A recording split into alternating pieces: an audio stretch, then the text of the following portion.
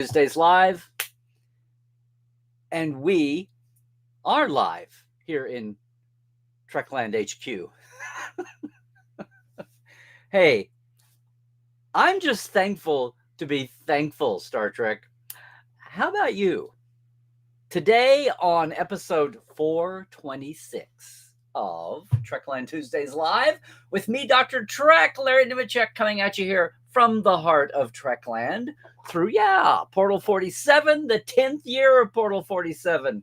And, yes, the home of Trekland Treks, your unique customizable away mission to 4 location sites around Southern California. When you're in town, at your leisure. Get with me first. We will create an awesome day, memorable for you. And the home of co-hosting the Exploring Trek Sites Hollywood to LA to Vegas, the big multi-day tour with Geek Nation Tours, the 60th anniversary edition, coming the week before Vegas next year. Vegas attendance not included, not necessary. Let us know. Get in touch at geeknationtours.com. Are you ready for some sanity, clarity, and a bigger picture in all things Star Trek this week? I'm so glad to see you, Trekland Tuesdayers, TTLers. And hey, a little something special this week. See if I can pull this off because, it is Cyber Monday, Black Friday, and you know what, the one that I enjoy the most? Small Business Saturday. We've got a deal this weekend through Midnight Monday. We pull this out. You can get 12 months of Portal 47, your backstage pass, more in-depth Trek. It's 25% off. I know that's a price, but hey, if you think about it for your gift for yourself or someone else, there you go. If it's a gift for someone else, we still have the gift box. I can still do that. Plus, you get these 3 bonuses for you or whoever it's for, right? Or if you'd rather have one big splash, this was so popular at Open House, I brought it back for Black Friday, Cyber Monday, Small Business Saturday. You get 1.5 seats price for 2 full seats on the tour. In other words, pay for 1.5 and get 2 folks on a Trekland Treks tour that I was just telling you about. Anyway, that's also good through midnight Monday night, December 1st, this long Black Friday weekend. But yes, it is. If it's Black Friday weekend, that means it's probably, Thanksgiving weekend. Yes, here in the States, I know. Look, we're going global, and I want to say I'm so glad to see everybody back. Got to get the ads out of the way, gang. I'm all about the crass business here. That's all about me. I'm often mistaken for a used car salesman. No, not, as we used to say. We're here every Tuesday to talk Trek live, without commercials, without anything. We have our Patreons helping us out, and I appreciate that. But sanity, clarity, and a bigger picture in all things Star Trek. Been doing this since, the spring of 2017. It'll be, what'll that be? That will be 9 years next year. Wow. But it's been great to be here with our TTLers because this time of day, which is when I've always done it, we can be around the world and not only have folks maybe who can get away during the day here in the States, but get folks from all across the globe. So, look, if you don't know already, you need to be in the chat. Make sure the chat window's open because that's where half the action is. That's where the more diverse action is happening anyway, because I can only be me. Look, Tuesdays Live, Trekland Tuesdays Live is here. I'm going to talk on a soapbox or a topic, a theme, as today. Sometimes we have a guest. But on a regular day like today, the chat is where it's at. Jump in there. Let everyone know where you're coming from, especially if you're a new person. Maybe you're a long-time lurker, first-time poster, and you want to let everybody know. Let us know where you're coming from, what the weather's like, what the trek is like, where you are. There's a lot of howdy-doos across time zones that go on in our chat, as I guess as happens all across the webs. I can't watch everybody's show, but I know there's somebody great. We've come so far, thank God, in the days since it seemed like only the toxic tubers ruled the ether waves. So yes, I'm really glad of the TTLers and the fun everybody seems to have. Now, here's the thing. You really want to come in. I know multi-streaming was the thing out of the gate years ago, but I really want you to come into us on YouTube. Why? Because A, you see all the comments. If you're on Facebook, you're only seeing the Facebook comments, okay, in the chat. Or Twitch. Twitch will get them all to you too. But if you're on YouTube, you can super chat us. And that was, I scraped and scrawled and got into being monetized. And so if you want to throw a buck or $2 or $5 or 20 at us, that's awesome too.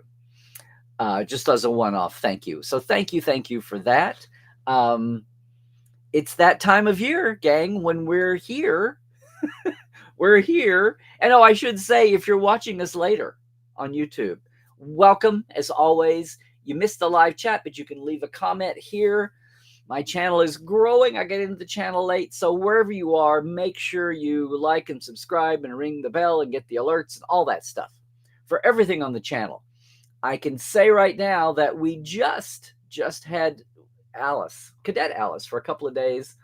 And we are now halfway through season 2 of Prodigy, which I know you're going to say Prodigy, but for all of those of you who are on a Prodigy, you're missing Prodigy. it's the post-Prodigy blues, and you're hoping maybe, as animation does, sometimes it might actually come back in 3 or 4 years when certain things settle and certain people realize what a great show Prodigy was. More people see it. Maybe we'll fill that up. But for right now, if you're wanting a little bit of a Prodigy fix, I invite you. We're going to start posting season 2 of Cadet Alice and Dr. Trek Watch Prodigy coming soon. I have half the season in the can now, so I think that's a good time to start. We'll get that rolling. But look, thank you guys for your support of everything Trekland. And it's that time of year. It's that time of year. We're still in a low Trek official noise. Now, a lot of folks had a great time. Just had a great time at Creation Chicago, Mission to Chicago this last weekend. I've heard little bits and reports dribbling in. In fact, it may have been the best of all the regional cons this year for Creation outside of Vegas. We'll see what the future brings. I know they had a big weekend at Ticonderoga at the Trek tours up there, the set tours. So yeah, we're chugging right along, singing a song. We're in a whiplash mode, watching Anson Mount, if you're not following his socials, talk about the final days of shooting Strange New when we haven't even seen season 4, much less half of the 6 episodes of their season 5, much less, I know, Academy, which is next up. But, I've said it many times. I so hate this era of write it 1 year, film it the next year, get it to the audience, and now we can talk about it, but it's been 2 years since we wrote it and a year since we acted it. It's just all out of joint, and I'm glad the studios are at least shooting documentary footage at the time. But even when they're shooting, that's a year, 9 months or a year after the writers wrote it. Is anybody getting the writers' thoughts within weeks of when they churned out these episodes? Well, I used to, unofficially. No one's picked up that gauntlet, because apparently the only time a show is worth talking about is when it's been on the tube or it's in front of a camera. Okay, there's all kinds of layers to recording and analyzing and archiving any episode of Star Trek. And I have gotten way into the weeds here on you guys. That's sorry when I get off on my soapbox about that. No. A soapbox doesn't have to be, bitches and moans and gripes, because today's theme is about, in lieu of the week we have here in the States, and I'm a month behind Canada, I guess, what I'm thankful for. And I was thinking the other day, you know what? When it comes to Star Trek, I'm just thankful to be able to be thankful. And you're like, what are you double talking, Larry? No, this is what I mean. I mean, do you realize what this time stream, what this timeline has done to us? I mean, do you realize where we are, where we have been? For instance, I mean, I'm just thankful that apparently with all these roller coasters of news and events, I'm just thankful that we're not staring down the barrel of an extreme pendulum swing, that we're not looking at a 10 or 12-year black hole of Star Trek again, fresh Star Trek.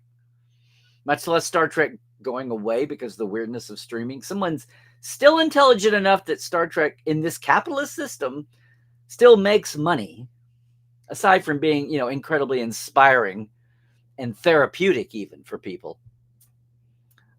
Just much less enjoyable and a model to model behavior and thoughts and opinions and philosophies on. No, it's also a pretty good paycheck too for a lot of people in all different ways, pre and post time, years later. Thank you, licensing and merch, right? No, I guess the bottom line there is we're not looking at some crazy, with all the crisis in the world and the changes in media and the changes in the owners of Paramount, of the owners of Star Trek, Paramount, that we're not looking at some insane 10 or 12-year gap here, or we have to jump through hoops to get. I mean, we have to see, but apparently that's not what's going to happen.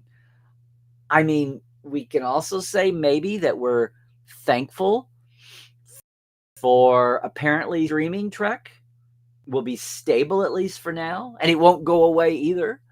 That streaming as a whole didn't blow up and the world had to figure out what was going to replace it, that apparently it's going to stabilize and, again, in this system we're in, be profitable for its own continuance. So the marriage of technology and art creativity and capitalist delivery systems to pay for it all, that's going to survive, at least in its present form, at least, not be one more ripple. We're not going to go from linear TV to cable to syndication to streaming, and we all go along for the ride. We're fairly kind of stabilized, it feels like right now. Not as chaotic as it could be. And at least it looks like won't go away. Gosh, there's a reason there was a debate about the canonicity of the TAS, the animated series, was because it just went away. If you were lucky enough to have VHS taped, not in the 70s, but on some of the comebacks on Nickelodeon, when they ran the animated series, if you were smart enough, like some of us taped some of them, you had some of them for a long time. It was a long time before you could see any, before they made it to videotape, much less the DVDs. In around 06 or something. They went away. And people are like, oh, they were just the cartoons. They weren't worth it. Well, thank you, B. Joe's Concordance, for at least preserving them there in print. No, I mean, and this whole exercise we've gone through with Prodigy lately, the first season is still not on Nickelodeon. Second season still is. It's wacky. Hopefully it'll all get back to Paramount Plus. But apparently, for the most part, it feels like streaming is stabilizing. And they say the new regime at Paramount Global, Skydance, says they're going to keep the movies, at least keep the movies on Paramount Plus, even if they license them out to Netflix or Hulu or Prime or who knows where. But at least they would stay and not wholesale jump one or the other. So that's something to be. Just some kind of stability and continuity. No, the C word when it pertains to where you can just see Star Trek. Hopefully that's kind of stabilizing. And you know what? Even when we're looking at radical new changes, and I know there's some things that are in this world of today that are worrying people, like what tone, what direction, dare I even say, what politics is Star Trek? I have to think that at the bottom line there's a money-making sensibility. And I'm not trying to confuse the father Ellison with the son Ellison, the son who co-produced, I know his movies, Stid and then Beyond. So the jury's still out there. I remain optimistic. But one thing I am excited about, and it's last week's episode here, if you didn't see it, is that if nothing else, they're talking about having all new characters. But after first blush, I'm nervously hoping, optimistic that they don't mean an all new universe, because what would be the point? I'm happy to have a bold take into all, as long as they fit and whatever era they're in. If the historical events and the technology level and the depictions, if it fits and visual canon, much less concept canon, isn't ignored, and then we get on with some adventure and hopefully some moralizing, or at least some allegories, at least some Mother Goose level life lessons. If that remains part of what Star Trek is, then yay. But I'm excited not to have yet another reboot. No, it's not time to recast Picard and Data. Young Picard and Data. No, no, no, no. So, I don't know. That's a weird one. It could be worse. We'll see how it's better. So far, I'm being thankful that I'm not just apoplectic out of the gate. So there's that. And you know what else? It occurred to me because, time is marching on here as we boldly go into the new ownership of Trek and the new formats and the new tech and all that. But you know what we can be thankful for? Do you realize as this calendar year turns into the next, we're looking at 4 and 5 years since our last big boogeyman, the pandemic? Do you remember how uncertain things were in March 2020? I mean, I was right here every week. I'd been here for 3 or 4 years by then. And I knew, thanks to Portal, that we had this device called virtual streaming. I knew that it was not only good for doing the burgeoning number of YouTube shows, but it was good for being live.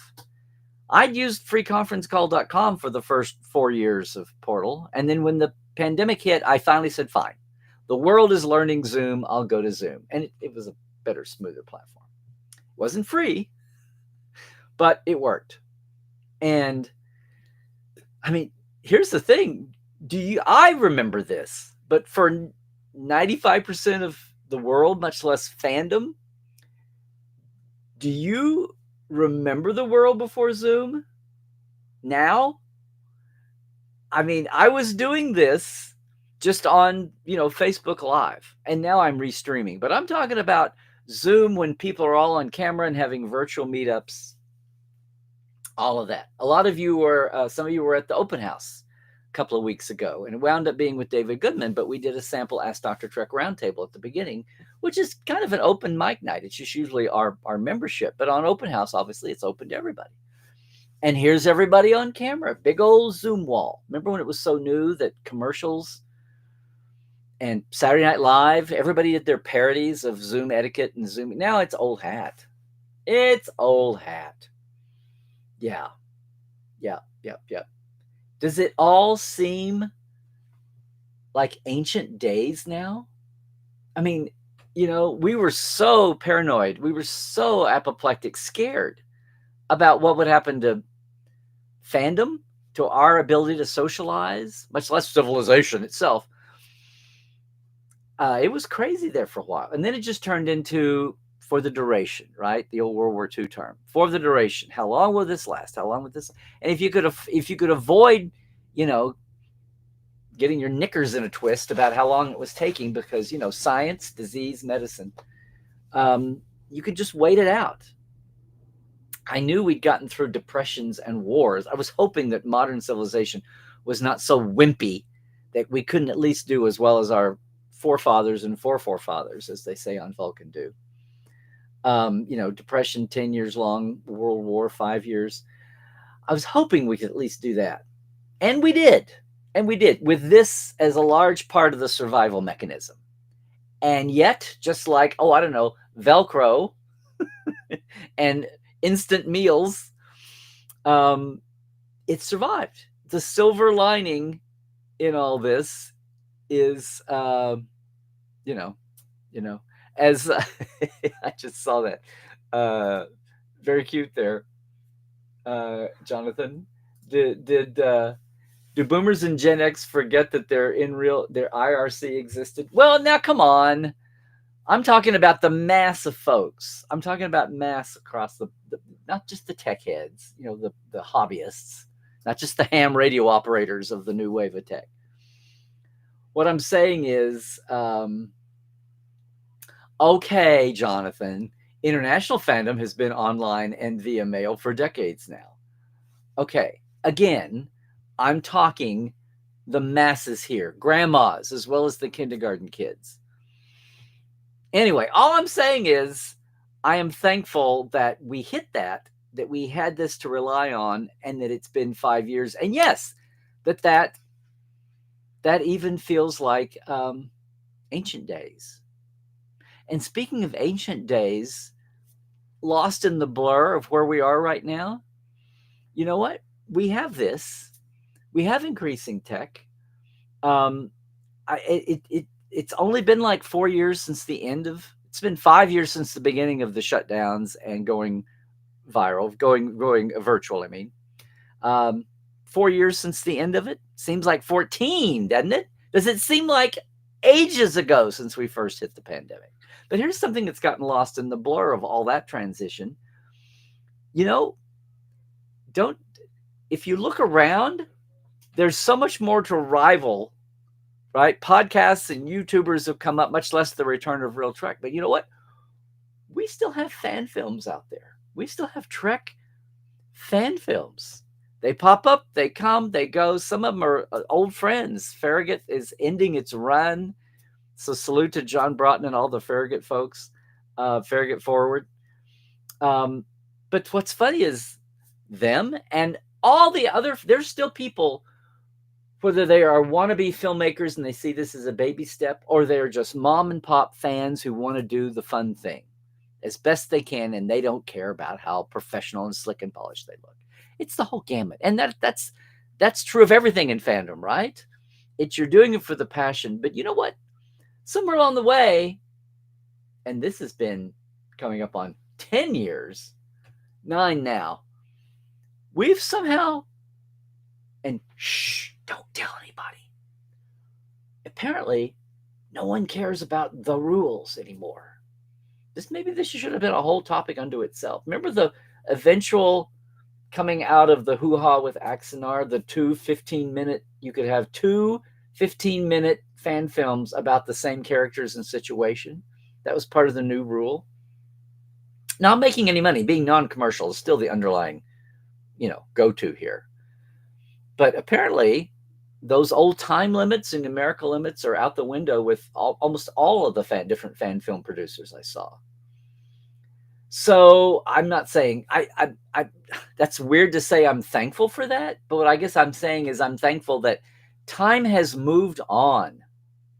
I'm thankful that some of the things that kept us all animated for forever, and whether the pandemic made it feel like forever or not, does it feel like the era of, Kurtzman Trek? Does it feel like all that, whether you liked it or not?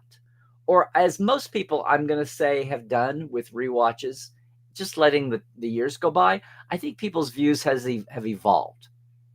Because the series have evolved. Because how could they not? So without going there, I'm just saying time has moved on. And maybe some of us are still stuck in 5 years ago or 10 years ago even. For different ways, different reasons. And we're on the precipice here of a brave new world in a lot of ways. Inside Paramount Blue Sky, I started to say Blue Sky. Blue Sky is a social app. Can I say Skydance? Yes, I can. I can say Skydance. Inside Paramount Skydance or P-Sky. Inside that and without, in the world in general. It's end of the year. We're going to get a lot more navel-gazily as we get to the end of the year, and we have the holidays to distract us. You get closer to the end of the year, New Year's, and everybody does the retro looks backwards and all that. But I was looking at it here from the standpoint of, what do we have to be thankful for? Could things be a lot worse? I know there's some level a year ago I was pretty down about, and I've been buoyed and bolstered by the reaction of the world in general with inside these lower 48 states and Alaska and Hawaii too. I have been encouraged and heightened. And I'm also thankful, gang, totally on a personal note, that our move has worked out well.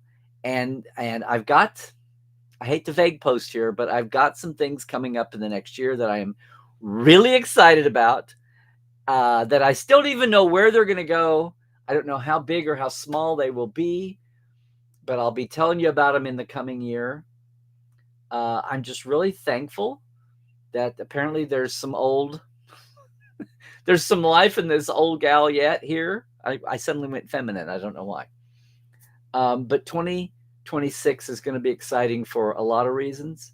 And even as some of you know personally, we're still reacting to the loss of the Will Rogers Ranch House. and the structures and some of the chunk of the contents.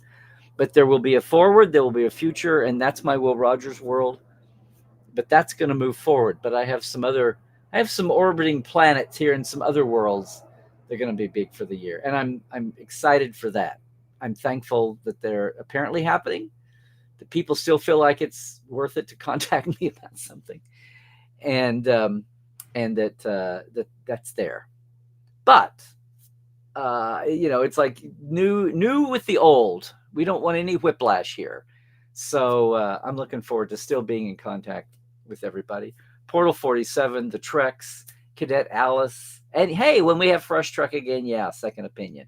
Everything here in my little online domain that our Patreons help with. And thanks to all that. And I am thankful, just I say, bottom line. I mean, I'm gonna be realistic here. I've said it already. We do have a lot of questions. We have questions with Star Trek. We got questions on the movie sides. We have the barest beginnings. We just had the 10-year anniversary of the announcement of something on TV coming back for Star Trek. And it's a lot like that time. We knew something was happening, but we didn't know what it was going to look like. And in time, at that point, you get the announcement in November, and then in March, you find out Brian Fuller, it's called Discovery, whatever that means. It's going to be Prime, or they weren't smart enough to tell us that.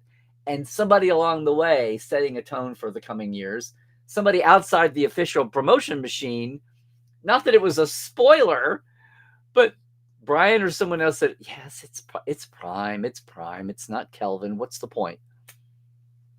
And so when that happened, I knew that Kelvin was dead, because who was going to care? In real world, in a real time, when things weren't strange, no one cares about the Kelvin universe. So because you've got 800 hours invested in this other thing. Might have got along if there'd been an actual point to it. Aside from it's exactly like everything you know until it's not, as I've said many times. But the time we're in right now is like that. But nevertheless, there was barely enough even out there for the debaters to debate. We weren't even to the trailer time, and the two women of color, that 20% hate bot troll world that we learned so much about, even as it broke upon us. We're not even to that stage yet. And 10 years ago, we weren't there in the beginning. Otherwise, it was just all the questions and all the wonderment. And we're in that position now with a movie. And then apparently, eventually, we have an entire series to watch, unless we're already counting it over because its maker is over. And there's complications in there, too. So, yeah, we do. I'm not being Pollyanna here. We have a lot of questions about movies. We have a lot of questions, especially on the TV side now. But here's the thing. At least we have questions. At least we're in a place where we know we have questions. And we know the questions to ask because we don't know the questions to ask. Does that make sense? We know what we don't know. So we're there. So I guess if you're going to talk about being thankful about a whole list here, I guess the best way to frame that is to look and say, well, what are we thankful to not, right? We're thankful to have Trek. We're thankful for it not to be 1969. We're thankful for it not to be, I don't know, 2006, 2005 again. We're thankful for it not to be us standing here holding the remnants of what we just saw and a bleak horizon in front of us. That's not where we are. Even with all the chaos and the shakeup and the, jamming our juice here, all the questions that remain, we know we're not in that bleak. We're not facing another era of the fallow years. We're not looking at the desert years. And for right now, maybe that's the best thing to be thankful for. I'm not talking about the glass half full versus the glass half empty. Our glass is a lot more than half empty. Just saying.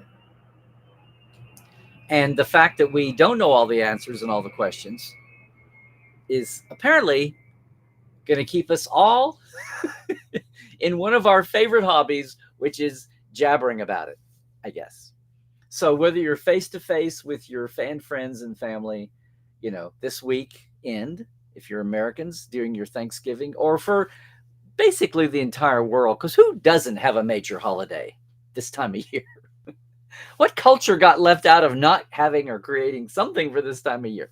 As we head into this time, and we're not signing off for a month. We'll still be around every week. Maybe even have some guests coming up before the end of the year. But we're going to be.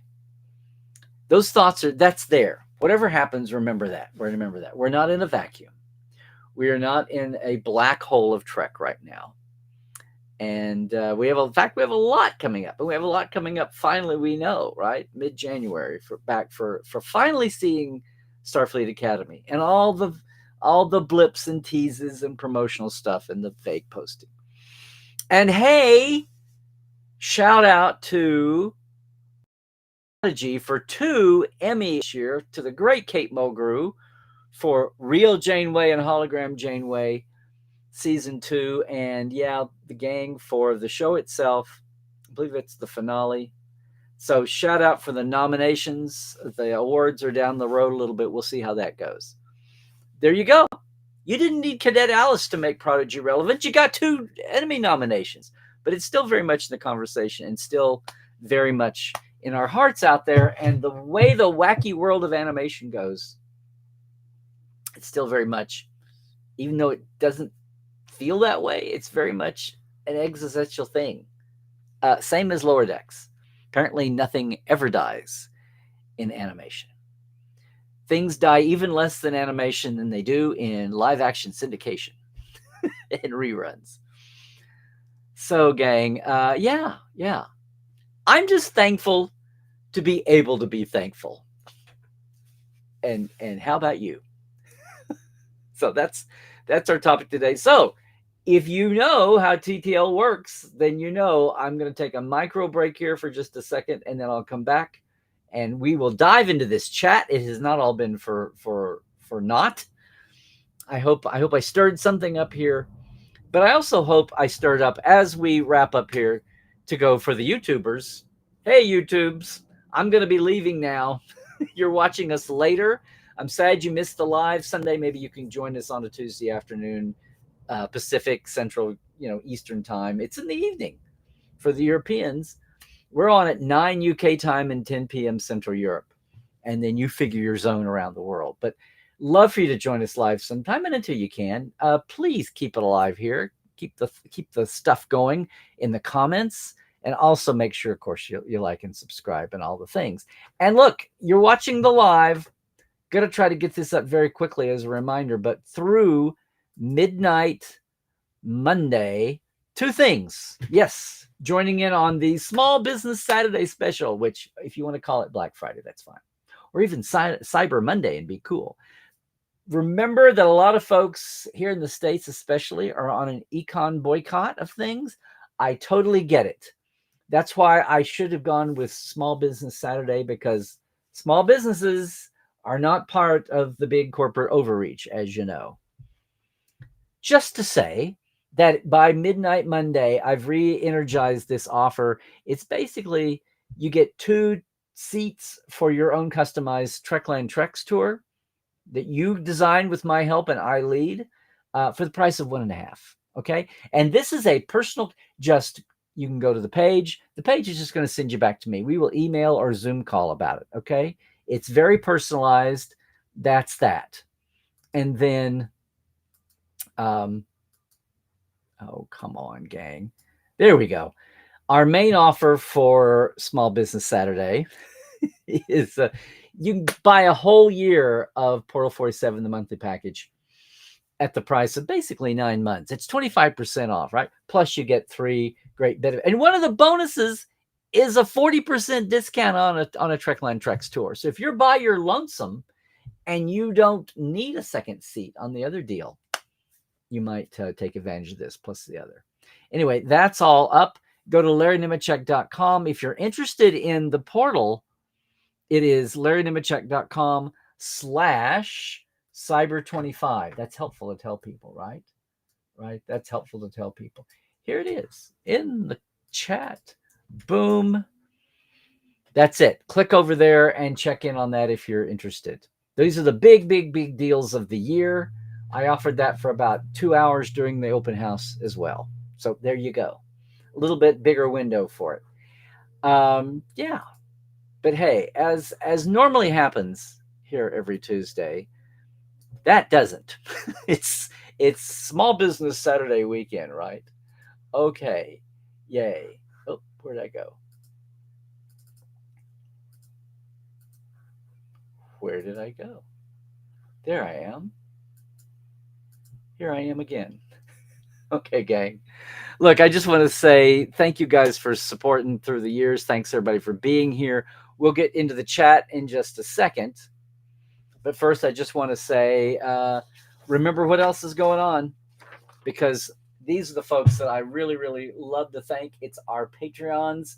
It's my TTL Club, Trekland Tuesdays Live. Yeah, that's Chuck A., James Kerwin, Diana Hopkins, Halbert Gunnjonsson, Lawrence Todd, Chris Yiggins, Mitch Keith, Keith Rombach, Josh Patton, Pranakasha Productions, and Comedy Forecast. And then our live wires.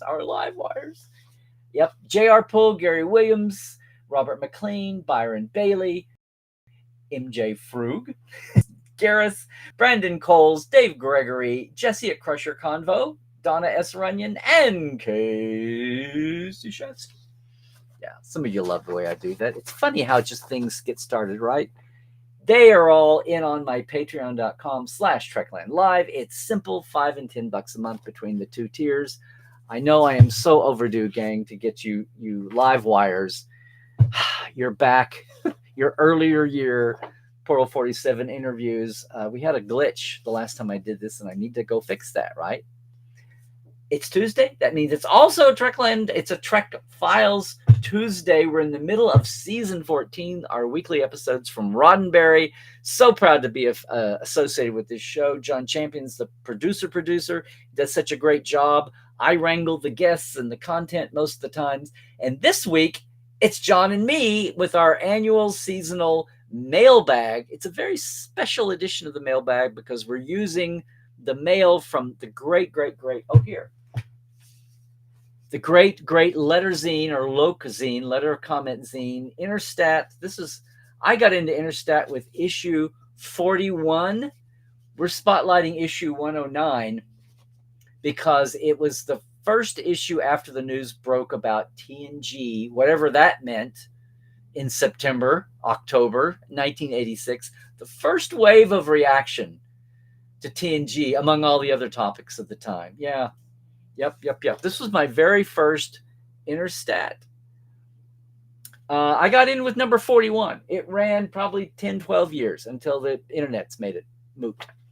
We're going to get back to some more Interstat copies because they're amazing. This week, though, we just see what fans were reacting in 1986 to news of a new Star Trek. Remember, the first new Star Trek.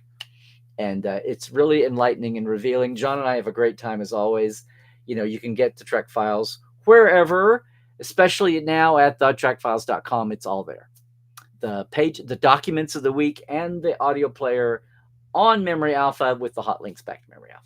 Take advantage of that. And yes, I have a Patreon. Roddenberry Mission Log has a Patreon that includes the Trek Files. If you want the live community folks, the message boards, if you're a Trekophile spelled with an F, I hope you'll go over. It's a grand, huge $1 a month. The minimum access is $1 a month at the Roddenberry Mission Log, and then you get access to all the Roddenberry podcasts and their communities, and some of the online shows that they do in Discord. This is all through Discord. That they do in Discord that aren't even attached to some of the members of the Roddenberry Mission Log community have their own shows, and they're like sci-fi adjacent. And there's a Galactica show, there's a meetup group, there's all kinds of things, and it's a ton of fun. And yeah, Trek Files is in there too. So we finally have an active Trek Files community. I hope you could, for the Trek Files tonight, every other Monday. Just had it yesterday. So in 2 weeks, we'll be back at 4 Pacific on a Trekophiles Tonight night. I really need a sign for all that, don't I? Yeah. Meanwhile, It's still Larry Nemechek for Twitter and Blue Sky. It's Larry's Trekland on Facebook, Instagram, and yeah, here. Subscribe when you can. Portal47.net. I just showed you the specials. Don't go to the page and do the normal deal. If you're going to jump in on one of the specials and save some bucks. But still, love to have you. Love to have you. You can go read about it at portal47.net. Gang, that's going to do it for our later edition. Everybody hang on. Of course, we're getting a second. But if you're leaving us now, YouTubers, hey, please, please, please, we'll see you next Tuesday. And until then, in the States, yeah, I'm going to say stay healthy, travel safe, and do all the things, okay? And, there's going to be a lot of public mixing. The new COVID and flu strains are on the rise. So please, please, please, I know it feels old and you've been through the war with it, but please do all the things. And boy, howdy. Stay woke and check the sources. And yeah, trek well, everybody.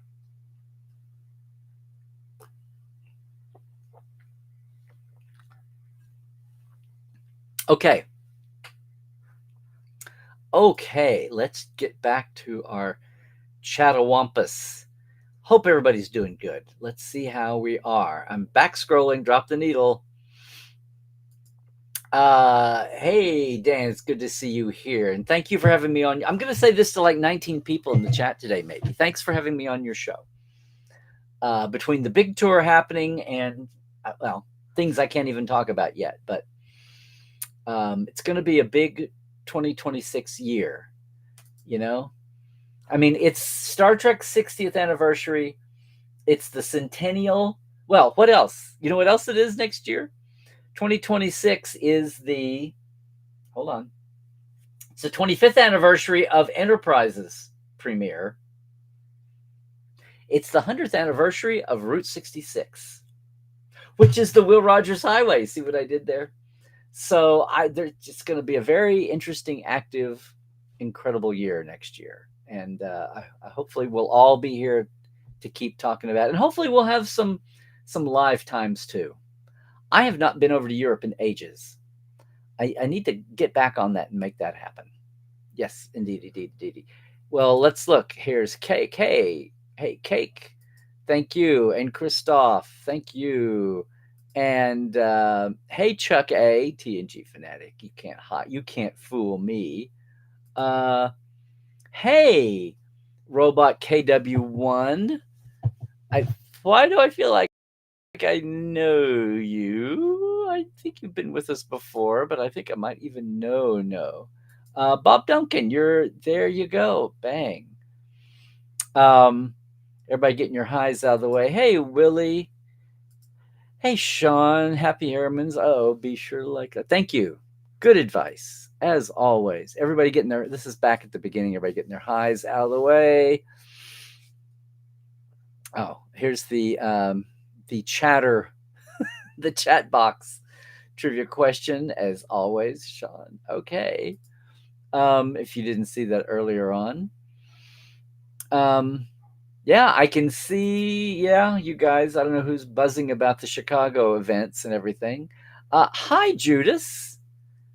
Oh, it's Chris. Hi, Chris. You've been on before the Tuesday show, right? But I don't really remember your handle. It doesn't mean anything. It's a blue. Why, look who's here. It's Scott-a-man. You guys know that Scott and Kyle now produce just about all my videos. I still hand edit Cadet Out, but just about everything else Scott does, and the graphics. So when you see the great 10th anniversary Portal 47 logo, etc., that's all Scott's. Mona, I wondered where you were today. You weren't in the Trekophiles. Yes. Oh, silly me. Starbase India is coming up Friday. There's another. Oh, Lost Con. Oh my gosh. I totally forgot this. Guys, if you are in Los Angeles, need to pull this out. What time is it? if you're in the Los Angeles area, the old school, the old LitCon of Los Angeles from the LASFAS, the Los Angeles Fantasy and Film Society, is the annual convention is LostCon, and I'm going to be there. The Star Region 4, I think, is having its summit under the wing of LostCon. So there's a lot of Starfleet Trek type people there. Well, a lot of Trek people in general, and a lot of Trek events that are open to people. And I will be there basically all day on Friday. That's the Friday after Thanksgiving. So yeah. So goodness gracious, it's on my calendar on my website. So if you're in SoCal, drop by. Especially if you're of the Trek persuasion, that's going to be the big day for Trek events and things. There's a cosplay panel. There's what's the other one? We've got then there's just there's a Star Trek history panel. I'm pleased to be part of. My goodness, I totally forgot to mention LostCon.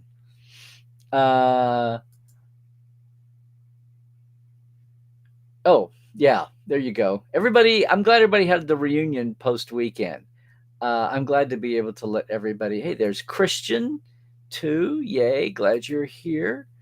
Okay, well, we got the Vegas meetups in line here. Okay. Oh, thank you, Scott. Yeah, I know. I've been very cautious because it's harder for us to get together now. Not harder, but just more in between visits. So yeah, Alice is less Molly O'Brien and more Ensign Rowe and Rascal's age. She's getting there. She's not quite to Ensign Rowe yet, but she's there. She's 9. She will be 10. Alice is a decade anniversary girl. She was born in 2016, so she was a 50th anniversary girl. So she's gonna be a 10 years plus that now. Yep. Oh, okay. Well, see, Judith, this is a Trek show, but yes, kind of amazing. It's good to look at the other franchises and see trends, right? That's always a thing. Broke the news the series returned with longtime fan site hosts. Well played, Amazon. Yeah. That's not unlike Harv Bennett reaching out to the Interstat high-end Trek community back in 1981 to ask advice about what the first Star Trek movie post TMP should be about, or to look for clues or advice. Very savvy that he reached out to the savviest, inner circle of fans. Not quite SMOFs, because they weren't secret masters of fandom. That's the old LitCon term, right? Like Theowall, fandom is just a way of life. Fandom is a way of life. It was Fajad versus Theowall. Theowall is fandom is a way of life, and Fajad was fandom is just a goddamn hobby. Competing worlds. Oh, the old LitCon terms. Yeah. And SMOFs were the secret masters of fandom that you didn't know about, but they just secretly pulled all the strings, ran the conventions. Yes. So thanks for pointing that out, Judas. Absolutely. We'll keep an eye on that too, right? Did you hear me ask those of you who were here for the open house? I asked Dave Goodman, what about that 4th season of the Orville? And like so many things, including apparently Lower Decks and Prodigy, he said it can happen. It's like he said, the Orville is not canceled. It is still a thing. So it's just a matter of when schedules come alignment. And so we'll see, starting with Seth. But that's the way a lot exists these days. And I'd rather have that than have definite no's, right? And black checks and red checks. But yes, the fact that they came out with fan site hosts was pretty amazing. Yes, the actress who played young Whoopi in Rascals played young Whoopi in Sister Act. Well, she wasn't really going to be an actor, but at the time, it worked, right? Child actor. Worked. That's the place to me. 20 plus of the associate producers and chat pack of the 7th rule. Well, I got into the middle of this. Oh, it's Chicago? Okay. There you go.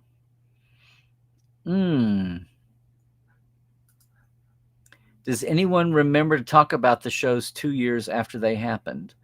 Well, some of us, it's on our list to get done. It's just that people's creatives' memories are fresher right after they've been in the tank 2 years. A lot of memory. Now, that's why you have memos and photos are great memory sparks. But in a world where things are digital and they're so under wraps and kept spoilerific, paper has a great survival rate. People can stick something away in a drawer and then pull it out. It's funny. It's the things that were emailed that have to be pried out of email to, the delivery system gets in the way of keeping it going. Hey, I had the best chat with my figure universe. Ed, we had a great time recording. It's going to be a while before you all get to see it. But I've been on we have been trying to promote the big tour, either me alone or Terrace and I together. And in fact, oh my goodness, are we doing that live today? Is that recorded? We're doing one today at 5. I'm just trying to remember if it's live or recorded. It's not a podcast I was familiar with, but I know we're going to do, I hate to say this because the date has to keep shifting. We're going to be on with the Trek Geeks, Dan and Bill, live in December. So yeah, Terrace and I, or myself alone, have been really promoting for the big tour, and just me alone, the things that are happening with Trekland, because a lot still actually keeps shifting. Let's see. Oh, Scott, thank you so much, man. The full playlist for Cadet Alice. We've got the whole first season done, and you can kind of watch her grow up before your eyes. She was a couple of months away from being 6 when we started. And some of those first few, she's definitely, when she's on, and when she's not, who knows where she is, even with an edit button. But I just love her so much. And she has an opinion. She watches and cogitates and will tell you. And you know that phrase, out of the mouths of babes, oft time come gems. Yep. Art Linkletter didn't invent that, Who's Art Linkletter, Larry? Yeah. Kids say the darndest things. He had a whole show in the afternoon about kids saying off-the-cuff things. Yes. So apparently everybody's doing well today, Ed. Thanks for leave. Okay, Mona, take care. Give everybody at Starbase Indy my best this weekend. Okay, Mona? Remember me to everybody. What's it been, 2 years since I was there last? Yeah. Good point. Black Delegation. Do I know you? Are you new to Tuesdays? Is that a new handle, maybe? Whatever. I'm glad you're here. And thanks for popping up, and thanks for this reminder. Yes, thank goodness for I finally got to their panel at San Diego, and wow, what they're doing. In fact, I've not been a big comics fan just because there's so much, and comics don't impact the Prime line. Nothing off screen does, books or comics. But I want to read the future. I keep meaning to get copies and keep up with the future storyline. Look who's in the house. It's Tracy. Hey, Tracy, thank you for dropping by. Look, you never know who's going to bop in, everybody. Now, what do you say, Sean? You can't talk about Thanksgiving without talking about Jamaica High Water. Why does Thanksgiving make you think of Jamaica High Water? Or that's his fake name. That's his fake Indian name. Yeah. Native American came up with all the Akuchi Moya nonsense. He did a lot more. We just focus in because he's at this micro moment. He was the Indian advisor. Ron Moore, the Next Generation ending episode. Oh, what was it? Okay, we going to call it the end of the trail.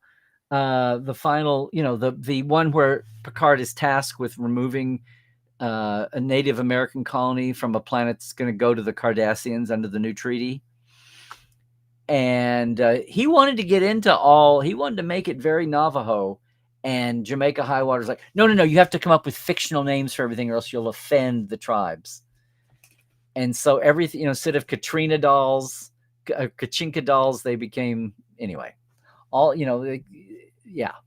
It's in the companion. Read my book. It's all there. Yeah. Nonsense. Absolutely nonsense. Hey, Randy. Checking in before the broadcast ends this time. What did you miss? Feel free to start over, Larry. Well, see, since it's Thanksgiving week here in the state, Randy, if only I'd thought to record this so you could personally see it all again. Oh, wait, we did. Yeah.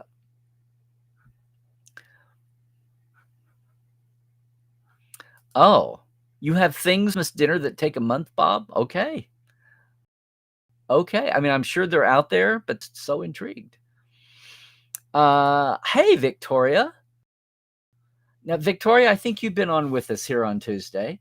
Will we get more Trek podcasts after Con? I'm going to think you mean, will we get more audio dramas after Con? Like high-end original music, sound effects, well-acted name actors, right? I don't get to make the decision. I hope so. It certainly feels like Con did the audio drama format a lot more service than Section 31 did the standalone TV movie format. We'll see. Part of it's going to be who's running Star Trek in what way, and will audio dramas fall under the umbrella of the TV side if we have sides, if we have different people running different things? Will those become, in general in life, will old school audio dramas like old school radio, old time radio, network radio, will that become a thing? And there'll be other non-Trek entities that CBS Paramount want to do as audio productions only? Or will that be like a one-off thing because Star Trek is so popular and audio drama makes sense? And whichever way that falls may determine what happens again. Who's in charge? How much did it cost? What was the reaction?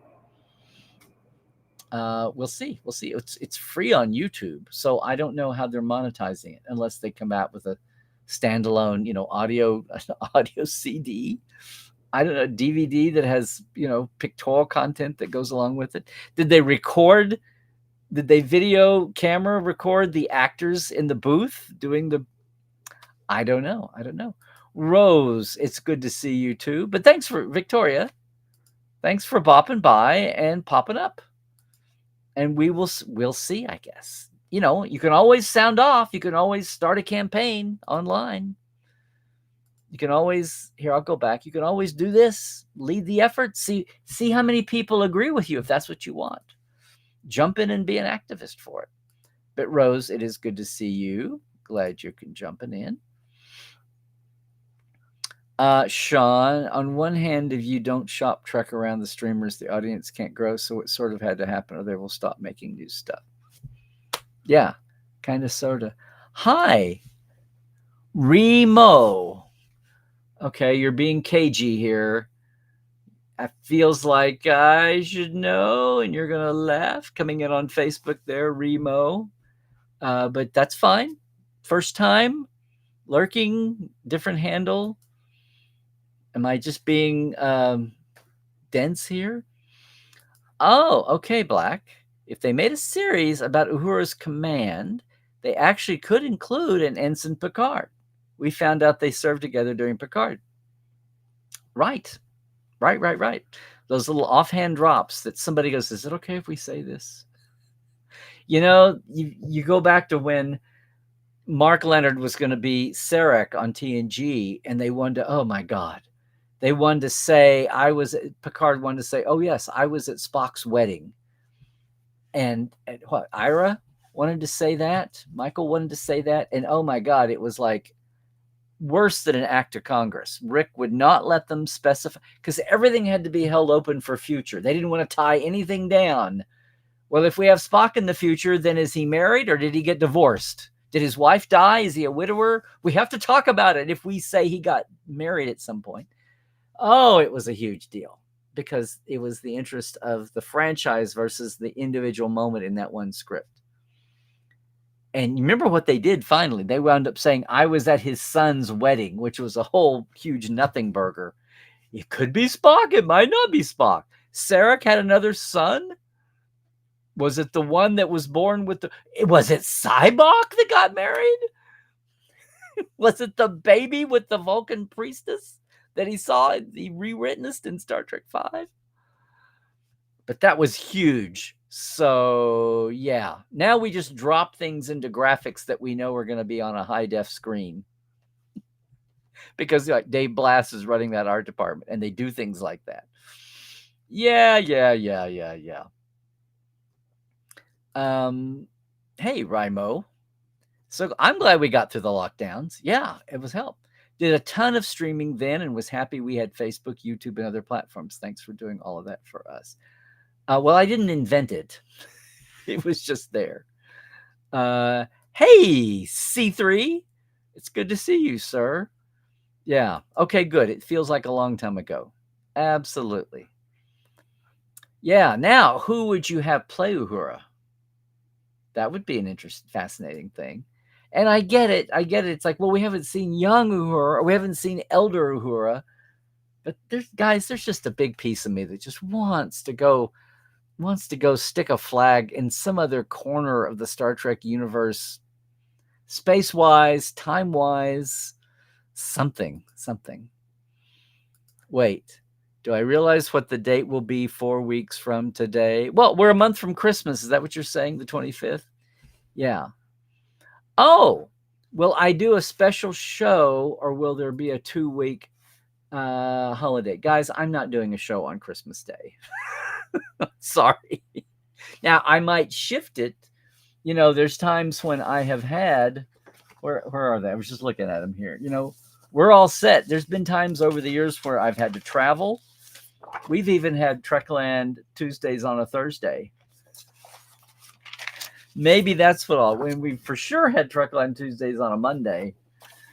And on a Wednesday. I have a Wednesday one somewhere. We'll probably shift, and I'll let everybody know in good time. But thanks for the warning. Right. Or whatever, however it works out, right? I'll probably take a week off because there's a lot of things happening that I have deadlines for. And but at least one of the holiday weeks will just shift a day because Christmas and New Year's will be the same day. And I have to see when OU's bowl game is. Now, what are you saying here, Sean? Not quite a hologram, but the tech exists where you have those light projections so you can have a 3D call and sit in the same virtual 3D space and interact. Yeah. Yes.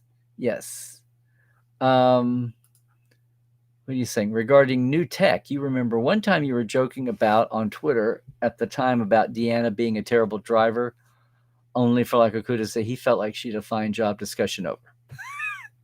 Well, you know, that's kind of a meme. Like, right? Like the ship was crippled. She was in emergency mode there. Nobody says, oh, look, Deanna is trained to got into her command training and got into where she could take the helm in ops. She could take the con. Yeah. But hey, Positive Fandom 9066. I know you have been by before on a Tuesday, I think. Good to see you again. And yes, good point. Lucky those platforms existed at the break of the lockdown. And you remember Zoom was kind of just a baby thing, that it was like free conference call. It's like businesses used it, and some teachers, and like some home delivery, teachers for home or doctors would kind of use Zoom but you had to have it be two-way. The user could have it, but people had to be set up with webcams, and nobody cared about the quality of the picture and the audio, which just get the information across. Well, now we have to have everything saved in HD because it'll be archival used in a documentary somewhere down the line. That's what we would have, right? We would have been insanely isolated during the pandemic, and we would have been insanely more broken, I think. Of course, pandemic and Zoom was what brought, where's my cup back there? See the cup? right. Where is he? Right there. Boom. Life Support Live, Dr. Ali and us every Saturday morning at 10 a.m. Pacific. Oh my gosh. And that great, our lifers. Yeah. Boldly going through uncertain times. Yes, indeed. Dr. Trek and Dr. Ali, one of us is a real doctor. Oh, that show just made itself. It was so much fun. And I felt like we were doing some real good besides just, talking about how far down the braid was from the cuff on what generation Starfleet uniform, which I know is important. I just feel like we kind of topped out there in a fun way. How do the rights work on fan films? Does Paramount automatically own every story idea? Do they have to buy the pitch and treat it as a proof of concept? No. It's all, they don't want anything to do with the mess aside from knowing that nobody is illegally making money because they're the rights holder. And part of it is, if Paramount even likes, look, a fan film is going to make pennies compared to what any live action legitimately made and legitimately distributed and sold movie or TV series. Tiny sliver of the money, if any at all, right? The main thing is sometimes it's more about the intellectual property part of it than so much the finances. Because if they come along, if Paramount turns its back and lets fan filmmakers happen, well, what happens the day that somebody comes along and they do make money, or even this, they do something that totally trashes the brand and it's made so well that it's not obvious and confuses the issue in the great unwashed public's mind, it damages the brand. And they sue them, and those fan filmmakers say, well, you let all these other guys do this. You let all this other happen. So an IP holder is forced to police it, because once they stop policing their copyrights and trademarks, their IP rights, if they stop policing it, then somebody else comes along and says, well, you've given up. Obviously, you don't care anymore about this property and franchise. So why are you jumping on me? It's discriminatory. You didn't do anything about them. In fact, you didn't do anything about them, and that was 10, 20 years ago. I would say you've waived your right to care about any of it now. I mean, that's the legal jeopardy that happens, and that's what all of that is about. And that's why, from the corporate standpoint, the rights holder standpoint, it's a very dicey game, because even when you love the fan film product, let's say, or you love the Etsy merchy kind of thing, even if you love it and you love what the fan does and it's brought attention to your franchise, in the end that could bite you in the ass. So that whole thing about we don't know you exist, please don't talk to us, that's a very tricky thing to maintain. And it happened, and it went for 20 years until somebody, or 10 years, 10, 12 years, until somebody blew it up. Yep. So there's your answer, Sean. Thank you, Cake. Happy Thanksgiving to all that celebrate on Thursday, or happy Cake Day to everyone on Wednesday. Okay. Oh, congrats on your new glasses, Rose. Yes. Bring back Star Trek Continuous. Continues? Capital C, or just generically continuous? Yeah. Fresh Trek every week of the year. What are you saying, Bob? It's kind of where social media wound up being more social interaction. I know my posting habits changed then. Yeah. What do you think? The fan-produced content such as Axanar and Stage 9 embarrassed the suits, and they shut them down to avoid being shown up to be replaced by the vacuum these projects were filling. There was a tiny bit of confusion factor, but mostly it's more about the future. You have to protect your rights for the future. Even if you really don't have a problem and you don't feel threatened as a competitor by these guys, it's all about maintaining your future rights and ownership. That's really what it is. Or if there's actual real damage. And in the case of one of those you mentioned, the studio was concerned about actual real damage for fans. And I think it was pretty much borne out. Mm-hmm. Pre-COVID, Blue Sky was just a song Data sang to annoy a hungover Worf. Yeah. What? For 24 weeks from today or 4 weeks on Thursday, but what I look forward to is in 5 weeks Thursday. 5 weeks. It's into New Year's? What? Is there any hints we can get back 20 plus episodes a year going forward? Hey, Positive. I know a lot of people talk about it. And ever since people said no, Netflix does not have the magic answer for everything, has no close here. I think people have been open to that. It's still a matter of making the math work. What's the profit model? It's just not as easy to say, well, I'm going to make this show and spend this much on it, and then I'm going to sell it for this many ads at this price. And now I've got that, and then how much does it make sense to make so many in a year and all of that? It's a different set of math, but I've seen so many people grumble, and the Brits do the 8 or 10 a year thing. But a lot of times those are, the British have been humble about a lot of things. It just doesn't, when you've had a history of the 18 or 20 or 22 or even 26 episodes like Trek did mostly.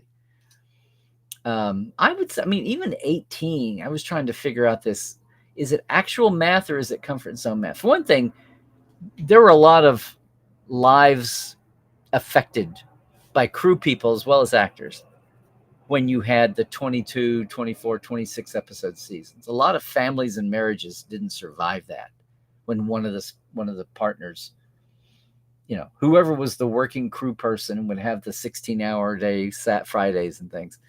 That was rough on people. But if you pull back, what about 18 for a season? That feels like you can get a lot done and not kill yourself. It's 8 weeks less.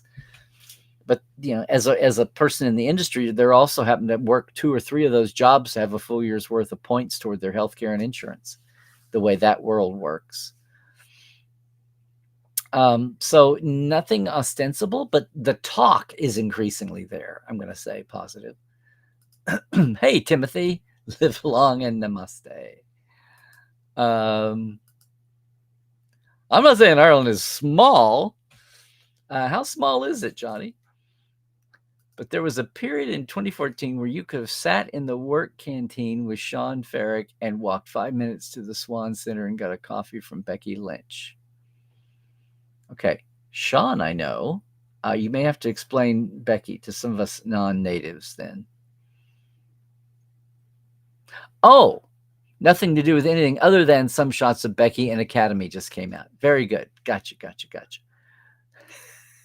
Yes, exactly. Star Trek has potential and kinetic energy. Yep. Timothy, JJ Trek should not end without a passing of the torch to you wanted generations for that?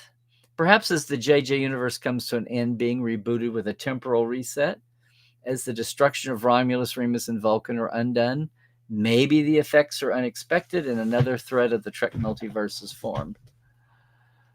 You really want to go there? I feel like we've got an unformed universe anyway, since they blew up the eugenics wars and the secretly happening in the 90s. Hey, Red Shirt Bob, there you go. I should have mentioned this too. You've had the opportunity to get to know more Trek fans than ever before because of this.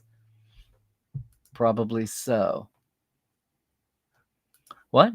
Hey, when did you start looking at Star Trek? Child, teen, adult Star Trek? What was from this memory to chat and Dr. Trek? Oh, okay. Rose, I've told the story a billion times about my 9th grade science teacher shaming me into going and watching Star Trek after school in rerun era.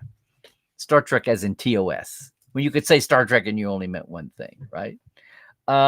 Here you go, guys. I was very serious there about our cyber specials. Small Business Saturday, if you'd rather.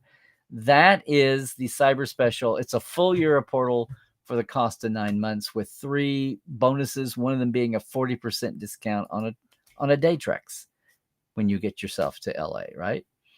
Hi, Lisa.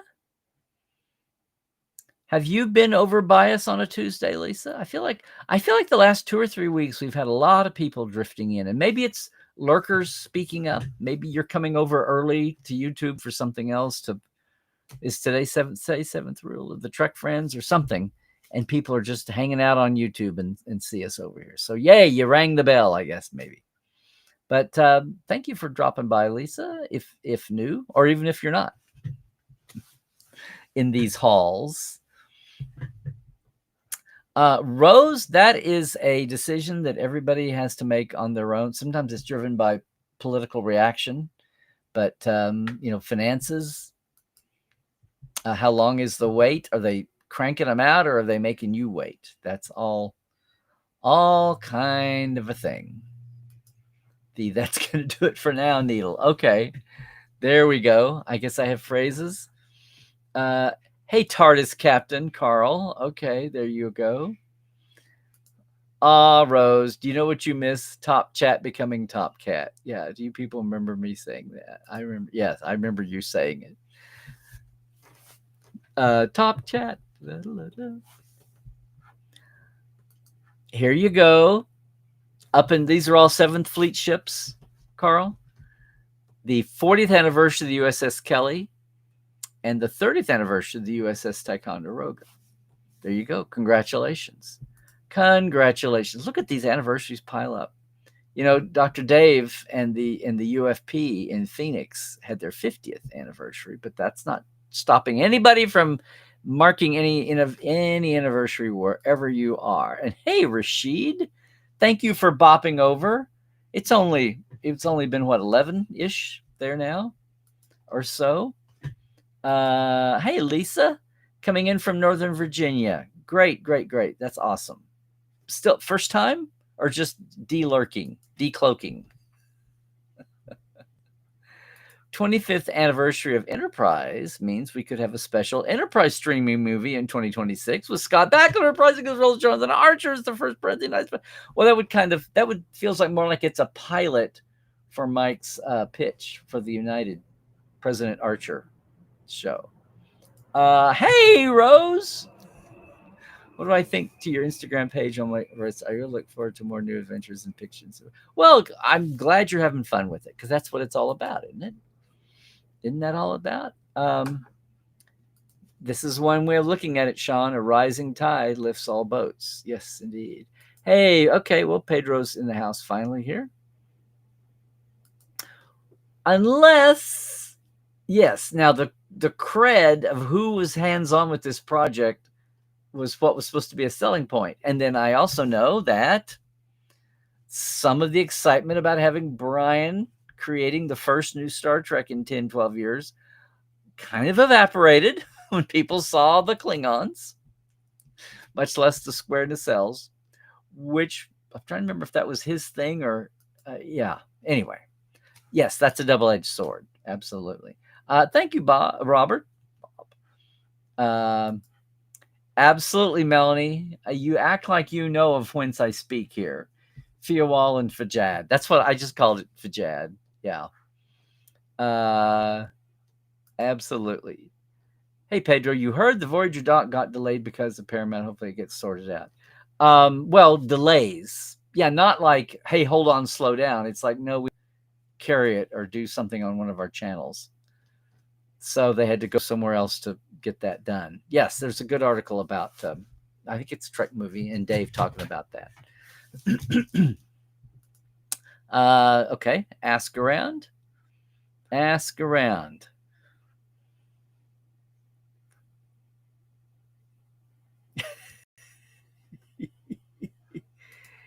Yeah.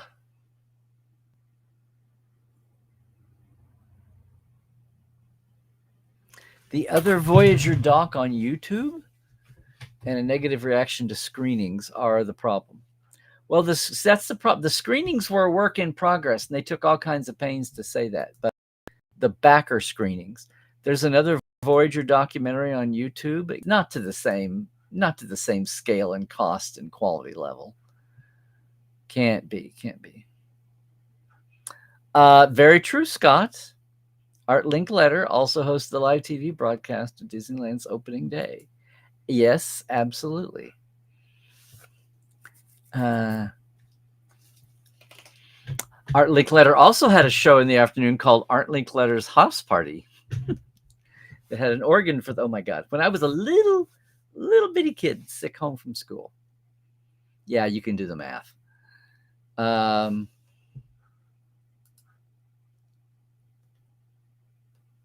Voyager dock spent a lot of backers' money on the merchandise for the backers, so the license fee ended up being too steep. Okay. Thank you, Pedro. Journey's End. I've always been screwed over that because they used Journey's End for the theme of the TNG finale episodes, the promotional. And I was like, do you know you had an episode called Journey's End? Has the promotional campaign for the last few episodes leading into the finale had nothing to do with that episode. Thank you, Journey's End.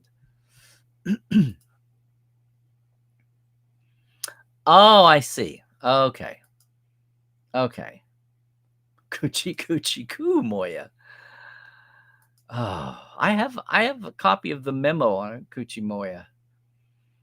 I think we've had it on Trek Files. Oh no, Sean, you talking about my books? Cost was prohibitive with shipping from the U.S. and secondhand condition was questionable. Wow. Well, I knew. What's the store? What's the big old school comics sci-fi store in London that's sponsored cons? I just gone blank. When I had the Stellar Cartography, they carried them in-house and had them there. They supplied books to the last couple of British cons I was at, so I wouldn't have to bring them over in my suitcase and then only have 10. A month of prep. This is what I said. This is what I was saying. This was my question. Fermentation. What are you saying? Oh, you like to joke about that. Good. Hey, Ranger Donnie. Hope everyone's well. Yes, despite the heartbreaking news that Super Sentai, the basis for the Power Rangers, is ending after a half a century. Oh, okay. I don't know a thing. But I'm sorry for your fandom loss and franchise loss. Okay, I'm glad that I wasn't the only one to think this. Okay. What? If I see this towards the end, it's kimchi and mustard. It's 20 minutes worth of work and a lot of waiting time. I don't know, Melanie. Why can't you post? I seem to see you here. Yeah, Coochie Coo would be it.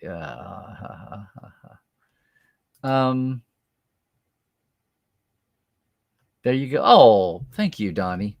That's nice of you. Yes, Sean, as a former sold story writer. Oh, me. Okay. I was going to say, really? What did you sell? Is it possible for you to pitch things still? Do they send expressions of interest for certain pitches? No, but no. No, that wouldn't happen on anyway. If you, let's say somebody who's worked in the industry for a long time as a writer and producer and whatever it was, whether they had a chain of friends and acquaintances, or it's one of these people with a public pitch, let's say whoever the next person sold, they'll reach out to their friends, the network of people, that not just friends to, like, oh, you're my friend, screw everybody else. It's like you want people that you know can depend on. And in this case, who do you know that knows Star Trek already that you don't have to learn it? Or who do you know that is such an awesome storyteller, they kind of transcend, they'll pick up the details quickly, right? That's who will be a Nick Meyer out there versus who will be a Ron Moore, or a Manny Cotto or an Ira Bear. And on down the line, including the modern shows, including Terra Metalis, on down the line. So, and the industry has changed to the point where I mean, there's a lot of, remember there were a lot of people in the fallow days between Enterprise and the JJ times, and even after the JJ movies without a TV series, there were people pitching series. Somebody needs to do a collection. I started to collect them. There were people large and small in fame putting together pitch packets and 2-hour pilots and formats and all kinds of things, including did Brian and Seth work together? Or was it Brian and somebody else had a pitch? Totally apart from what turned into Discovery. There were 5, 6, 7, 8 people of middling repute, but since Star Trek was so dead, they would go public with it. Anyway, but as far as, so you could always come up with something and then go mail it, or you get a meeting or something. But even if it's an up and running show, and you're talking about pitching episodes, not the entire pitching the whole show to somebody, to a network or a studio. If you're just talking about just pitching shows the way we pitched Prophecy, it depends. That was at a time when they were doing 26 episodes a season and the writing staff was only 5 or 6 people. So you had to do freelance. And in Gene's time, they had 1 or 2 core writers, and everything on a 26 episode year was freelance, which is Gene on Have Gun Will Travel. Say he wrote a ton of stories, but he wasn't on staff, with benefits and everything. To me, that's what he always sounds like he's saying. Are you talking about me? Lisa. I'm going back. Oh, talking about Kuchi Moya. Okay. There you go, Donnie. Thankful for your fans of all generations of Star Trek and those who prefer the 6605 era. Okay. I guess you went the big way. You went macro to micro. Okay. Thankful for those who prefer the modern era of Trek as well. What kills me is people lumping the original series in with Enterprise and Voyager and DS9 as the old stuff. And I'm like, I guess it is now, but perspective is everything, I guess. Hey, Victoria, again. Really hope old school audio productions become a thing. Love building SETI Alpha 5 in your head. That was all the decades of old time radio before TV. There you go. The theater of the mind, right? You don't love the frequent commercials, but that's the cost. And we did meet in, okay, Saturday at Comic-Con this year. Saturday. What was going on Saturday? Was it the evening? No, that was Friday night was the party. Okay. Good. Sometimes it takes me 3 times to stick on people, Victoria, so don't take it personally, but yay.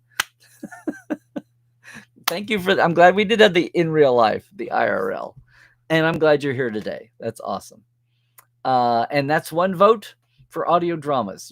I'm serious, you should get a movement together, right? And let people know that you don't mean you want more cons, like you want the format, right? Not necessarily maybe you do, but you're talking about the format.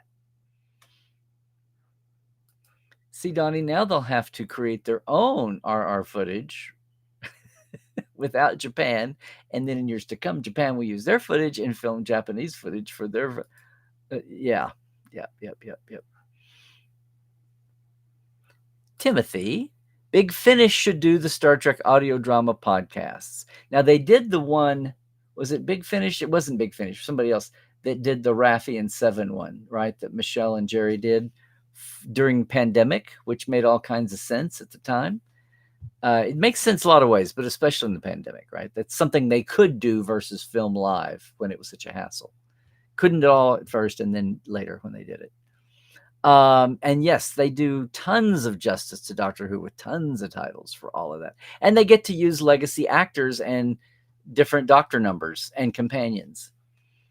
Absolutely. Academy doesn't count. It probably won't even end up being canon, let alone multiverse.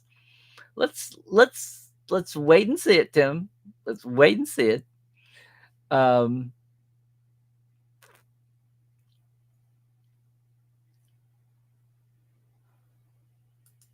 Well, the Next Generation happened 7 to 8 years after Star Trek 4. But Picard was a cadet, 30 and 40. Remember, Picard is in his 60s when you meet him. Patrick was in his late 40s, but Picard was much older looking than his age was specified. He had been with the Stargazer something insane, 44 years or something crazy across all of it. That was on a plaque, Melanie. It was on one of the plaques outside the Prime Universe timeline version of Starfleet Academy. All those plaques of ships and text. And it was worked into some back. It was more of a graphics thing than a lot. But I think there was a line of dialogue too. Oh, your audio drama pitch is Admiral Paris writes a letter to Tom while he's still estranged, explaining why he was so stern and difficult due to events as a young ensign. He has trauma. Interesting. Okay. We won't have,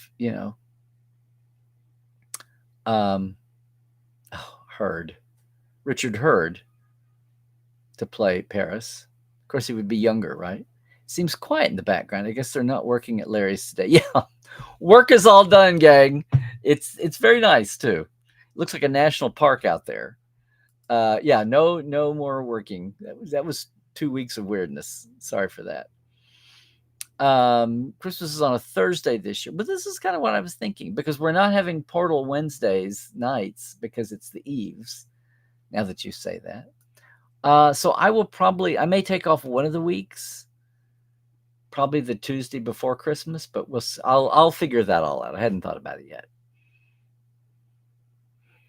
We talked about it a little earlier. Stingray, hey, yay, fine. Original people, they announced it on a Stargate fan podcast. So, yay.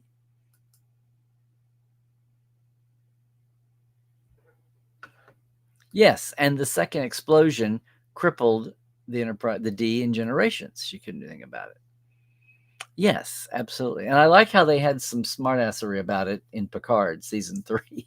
Like, I don't want to hear your crap about flying the ship. In fact, just think, thanks to Deanna, they could have not made a safe landing. She might have lost control and they did a skip out thing, like the way they used to talk about astronaut space capsules in reentry, either burning up at the wrong angle or skipping off in the wrong angle. Oh. There we go.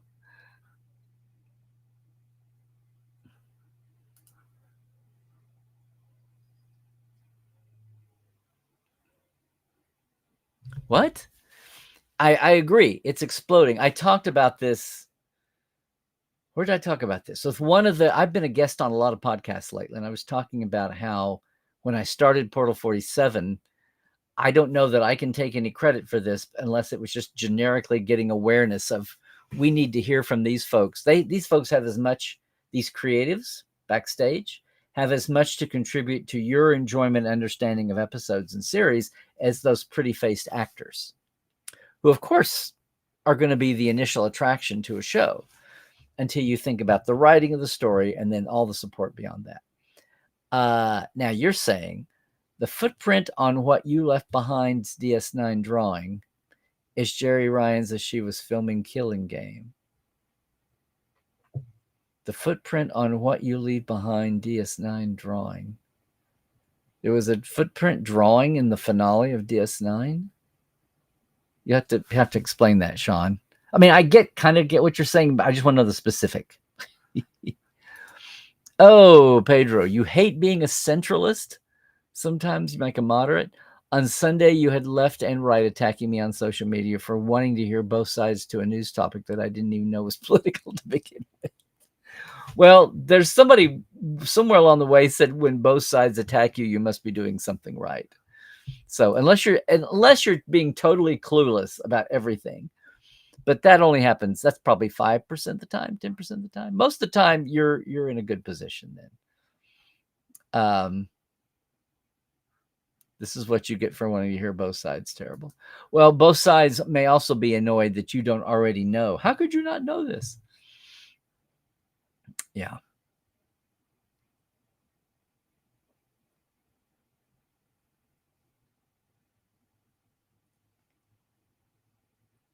Okay. Good night, Rose. Good night. When it comes to politics, people like others questioning their side, even though I just wanted to find out the nuisance. Well, yeah, you're asking the questions. What is this? Shouldn't that insulate you?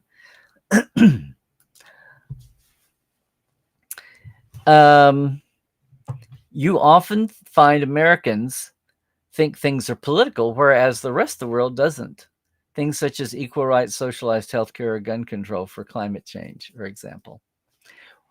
When they are political in America, that means that whoever exists that can actually profit from something, whether it was intentionally that way or years went by and it was kind of exposed, nobody meant to poison or kill or whatever, but modern day awareness changed the attitudes about something. So somebody is going to lose a lot of money from the entrenched years they had the investment built up in infrastructure. So the established moneyed interest in something spins out the wazoo. I've said this many times. America is the country that's big enough to have corporations and corporate power interests so big that it can buy off and muddy the waters of promotion for elected people, for voters, and all of that. A lot of the countries in Europe are so small that they don't grow companies that are big enough to be able to do that to their voting elect. Does that make sense? The downside of being as big as the U.S. and what are the other big countries, Russia and China, it's not a factor there. So we're like the biggest supposed democratic republic.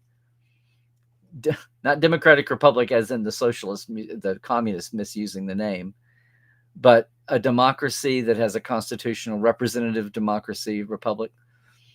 We're big enough. We are so big. We have corporations and money centers that are big enough to at least muddy the waters on sensible things and alter the perception. I guess it's called propaganda. Gun control is about individual liberty, and socialized healthcare is paying for somebody else that wants it for free, and whatever. Equal rights is, well, here's why they're deficient and don't deserve it. You're big enough to be able to pay for messing up people's heads, and or you can say bribing electeds, you could say being their biggest money donor so that they have to listen to you. And sadly, that's the downside of being as big as America is, because you're absolutely right. And if you're talking about Star Trek in the future, Gene said we have to get over our issues or else we'll self-destruct before we ever get to the point where we can go to other stars and meet aliens and expand that way. And maybe that's the reason why there aren't more galaxy-spanning civilizations, because somewhere along the way they get to the point where they have the tech to destroy themselves if they don't have the emotional maturity as a culture and a species. The human adventure is just beginning. Yeah. What do you talk? He always would talk about the infant species. Our humanity is in its infancy. That's what he meant. We had a long way to grow up and mature. Narda, thank you though for Narda bought a whole slew of stuff from my TeePublic store. I hope it gets to you before Christmas, crossing the ocean. Thank you, Ed. Thank you, my figures. I should kind of start wrapping this up too.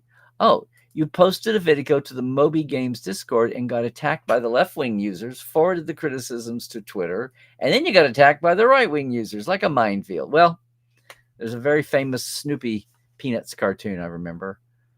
It's famous to me. It may not be famous to anybody else, but he's on his doghouse, and it's wintertime. There's snow on the ground. First panel. Second panel, all of a sudden there's snowballs coming from the left, and he's hunkered down. And then in the third panel, there's snowballs all coming from the right, and he's still hunkered down. And in the next panel, he's standing up like this, like, peace, peace. And then in the last panel, there's snowballs coming from both sides on him, which I went, yeah, that's always resonated with me. Always remember that one. Oh, perhaps a Star Trek exclusive TikTok film would make more money than a cinema release these days, a licensed film, not a fan film. Though a fan film may make more money on TikTok if not policed by the IP owner. Things are so complicated these days. Bring back the days of UPN syndication and CBS. Oh, Timothy, that we passed. Although, like stream is circling back around to cable, right? We need to go back to 20 plus episodes. Well, I know at least one producer on one of the modern series, and I want to say it was somebody from Picard, was talking, not one of the showrunners, but was talking about we should at least have 18 episode seasons. Wouldn't that be kind of a compromise? Thank you, Christoph. Tuesdays will be December 23rd and December 30th and January 6th. There you go. There you go. I don't know. I might take off. I'll take off 1 week. I don't know yet if it'll be the week of Christmas or the week of New Year's. If we can get 6 22 episode seasons of the Magnum PI remake, we can get 20 plus episodes of Star. I don't know. Isn't the budget a little higher for a Star Trek than is it Magnum PI in the 21st century? Do they have to, redesign the police ships? What are you saying here, Sean? Remember in the past, networks used to say they had to film 100 episodes to make the cost of the sets work. Well, they needed 100 episodes to make a syndication package work for daily stripping. Because if you had 100 episodes, 5 a week, every day, 1 a day, that's 5 a week. That's 20 weeks. So that's 5 months. So like kids after school watching Star Trek, you had only, 80? You had 79, 80. So 4 weeks, that's 20 weeks. Yeah, that's what I said. 100 episodes would have been 25 weeks, right? So 20 weeks is 5 months. So your unforced rewatch of Star Trek, if you watched every day after school, would restart every 5 months. And you needed at least 100 for anybody to be interested to sell that, to have it on long enough to promote it and have an audience attached to it and build up. Yeah, that's where that comes from. Some got Star Trek.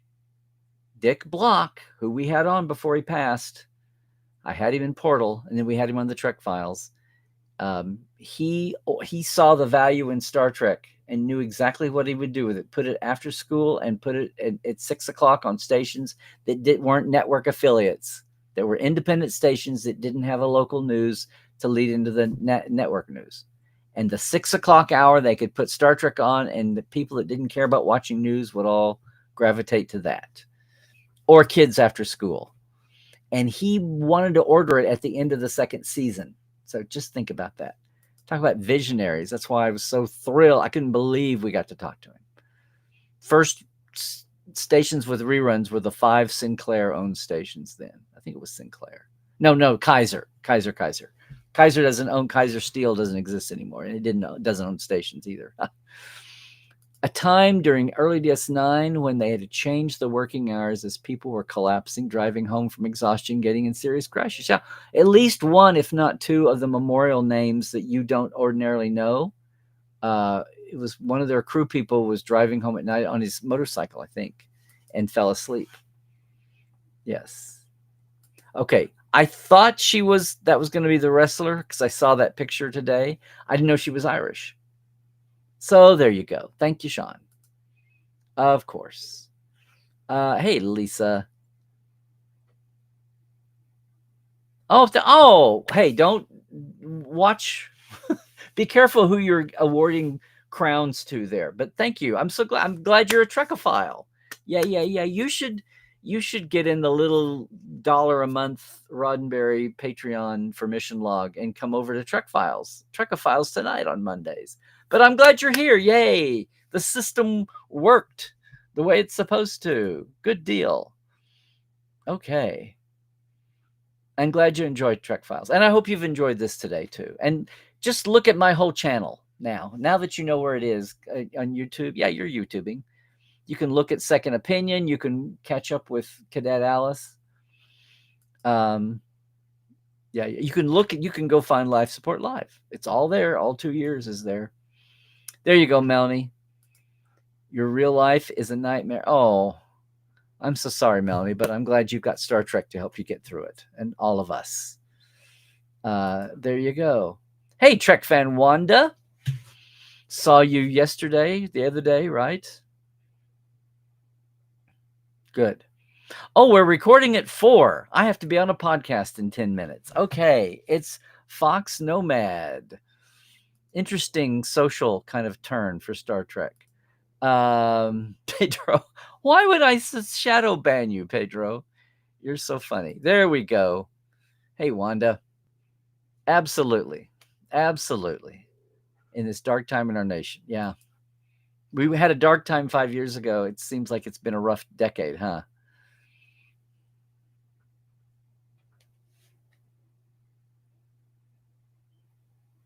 I see what you mean there. We'll see. We'll see.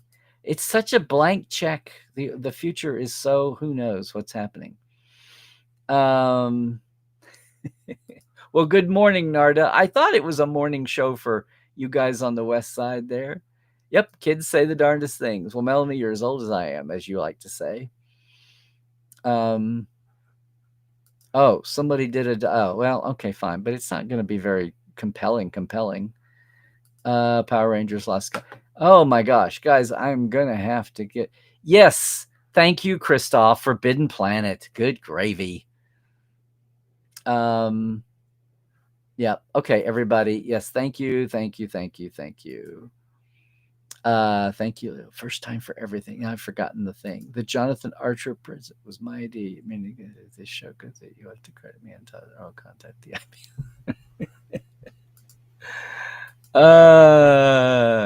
Yeah, there we go. Guys, I'm gonna need to wrap up here. Now we're into the IP talk. Okay.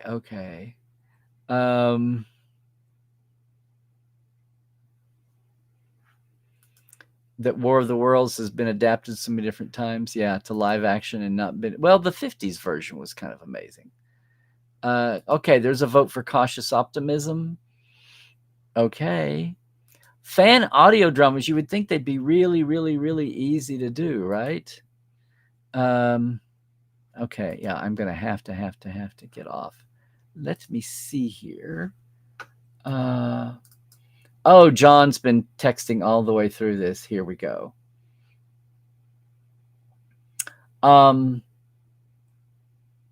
Thank you for your explanations, John, about Super Sentai. Okay.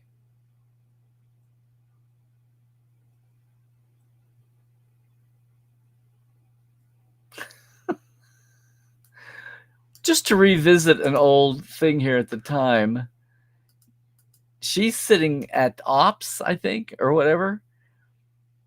Oh, I threw this in. This is from John here. I don't know what your handle is over here. I'm gonna put you into the chat to be part of the record. Data was piloting the Enterprise at the time of the crash in Generations. Deanna reports negative helm control, and Data reports that he accessed the letter. If anybody was supposed to be responsible, and it's longer than your bubble here, guys. I really have to get out of here. I'm looking here. Yeah.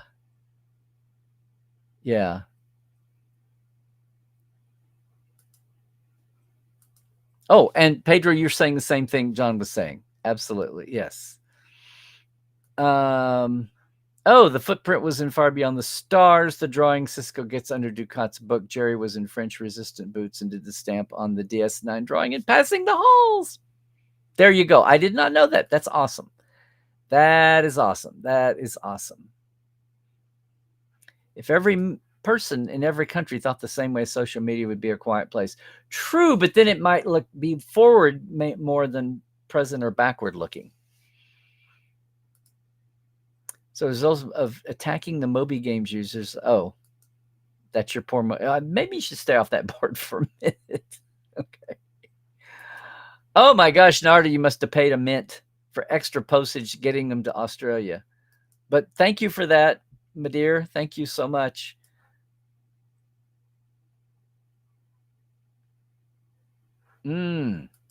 Wow. Okay. There we go. Yep. Thank you all. Ooh, Sean. Ooh. Okay. Everybody have a great, yes, absolutely. Everybody have a great Turkey Day, Turkey Day, Turkey Day. Okay. Got it in there. Hey, everybody. Listen, thanks so much. Once again, if you're still with us, I love our Patreon folk. Thank you guys so much. Let me get rid of this. Thanks, all of our Patreon people. Really do appreciate it. Here's what to do. If you would like to join our Patreon too, it's very simple. As you could see, I really appreciate the support. And once again, another shout out for the Trek Files. It's really a fun one and a little piece of history today. That's happening. And yeah, don't forget next year, if you want to save pennies and get in with this, give us a call. There's a Q code, but it's also geeknationtours.com up there for the 60th anniversary tour. Have not done that in 10 years. That's crazy. Otherwise, you can jump in and do a day with me. And if you jump in any of our offers there at the end, go to larrynimacek.com/cyber25, or just go to treklandtreks.com for the deal with the tours. And that's going to wrap us up, everybody. Have a great holiday period as we start this, wherever you are here in America. Have a safe and happy Thanksgiving, and stay healthy when you're staying safe. Do all the things. Stay woke, check the sources, and trek well, everybody.